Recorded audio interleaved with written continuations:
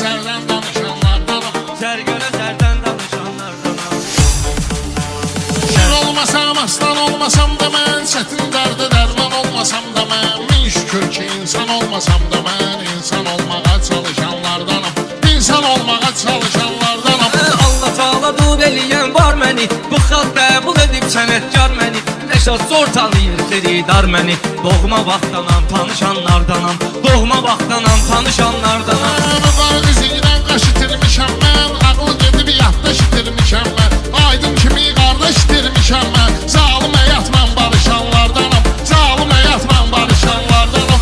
O sağ idi, əcəb ruzigar idi, aydında əntiqə sənətkar idi. Mən bilirəm dostluğumuz var idi, aydını səndən soruşanlardanam. Aydını səndən soruşanlardanam.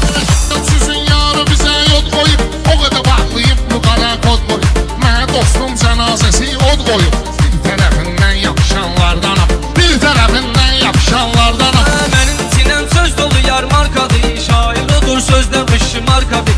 Bu Rəşad xas gedib afşar qadı, boyun itiyəm mən qapışanlardanam. Boyun itiyəm mən qapışanlardanam.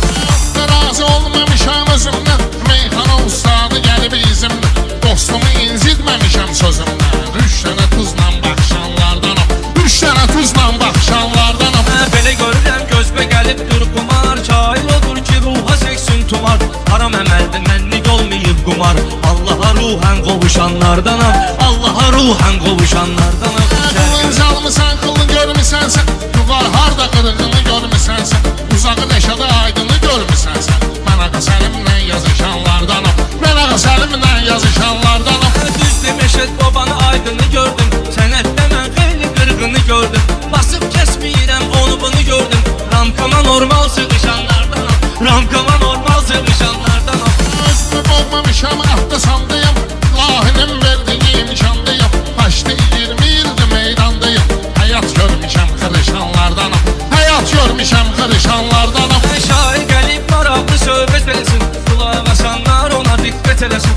Allah onu çıxarana lənət eləsin, bariqalarla vuruşanlardanam, bariqalarla vuruşanlardanam.